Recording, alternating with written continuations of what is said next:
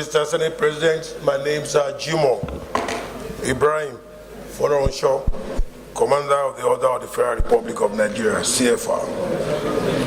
Very distinguished senators of the Federal Republic of Nigeria sitting in these chambers.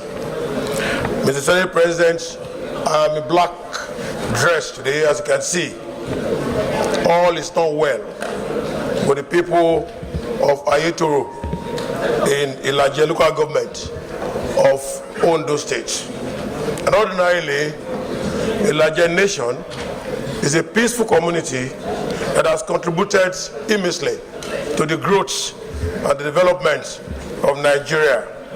When things are well, we ordinarily hail Ilaje people to say, Aye Mafuge Ilaje, and they will reply by saying that all is well. Now, Mr. Senate President, I take your leave, the leave of indulgence, to read on the motion paper. Like I said, distinguished Senator Jimoh, point of order, Senator Darlington, yes. Senate President and most distinguished senators of the Federal Republic of Nigeria. Actually, Mr. Senate President, is a solemn situation. This is a motion that has to do with human insecurity. Insecurity is only caused by war or insurgency attack. The sea is on strike. Human beings are disappearing, and a vast number and a large proportion. Where things are in order, in Ilaje, for example, we used to say, with due respect, Mr. Senate President, the people of Ilaje Nation will say, "Are you Mafegi Ilaje?" And they will say, "We are all fine." Now, having said that, I crave your indulgence to read on this, what damages that this ocean strike has caused to human insecurity in the local government of Ondo State. Mr. Senate President and my distinguished colleague notes that oil producing Ayetoro is a phenomenal historical and cultural settlement along the coastal stretch of the local government of Ondo State, and the main source of revenue for this nation. Ilaje is an oil-producing community, Mr. President, in fact accounting for less than 5% of the total oil production in Nigeria. Distinguished Senate President also notes that Ayetoro community used to be one of the most prosperous riverine settlements in Nigeria due to the thriving trade in fishing and aquatic biology.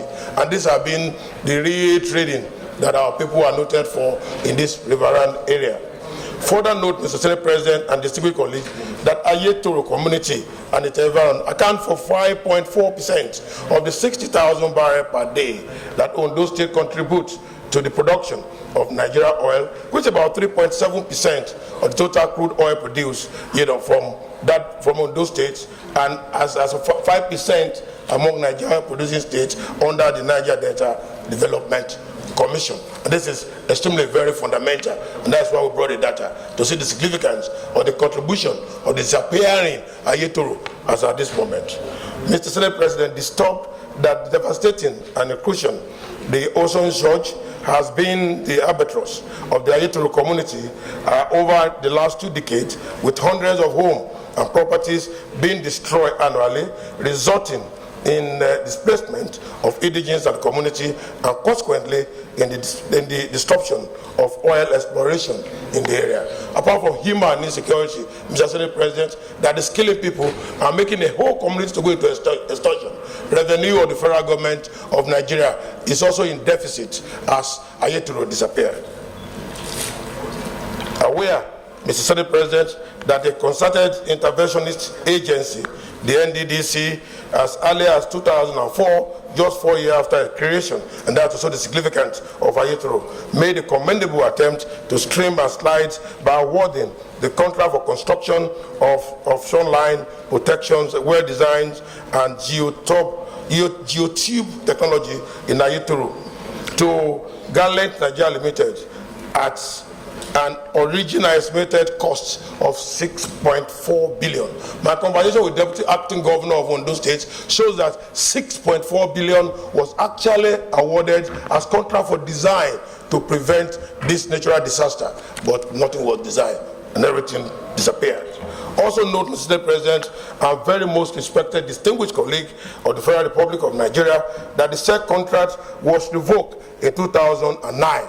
Like I said, nothing happened after 6.5 billion for alleged lack of capacity and re-awarding to Dredging Atlantic Limited and at an undisclosed cost. However, 11 years after the new contract took over and 16 years after the contract was first awarded, there is nothing on ground to show an intervention by the government, therefore creating the wrong impression of an unconcerted effort, unconcerned effort of the federal government. As I talk to you, Mr. State President, may I bring to your attention that the World Bank is actually getting involved now in designing that the community cannot go into extinction.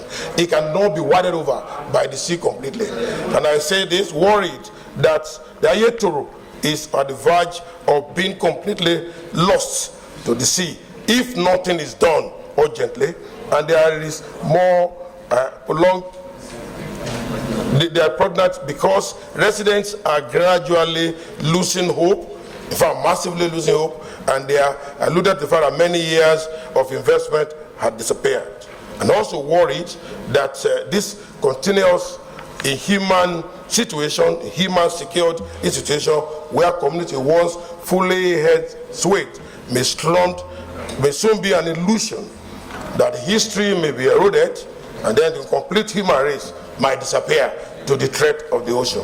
Mr. Senate President, while I talk and move in terms of the motion paper, we then say that accordingly, I urge the consent of my colleagues and your very distinguished self to accordingly resolve: 1, mandate the community on NDDC, environment and ecology, where constituted to interface with the relevant ministry to work and modify, for instance, the intervention into disaster area. At least what we're asking for there is for the NDDC to just interfere and then see what's really happening. Intervention is important.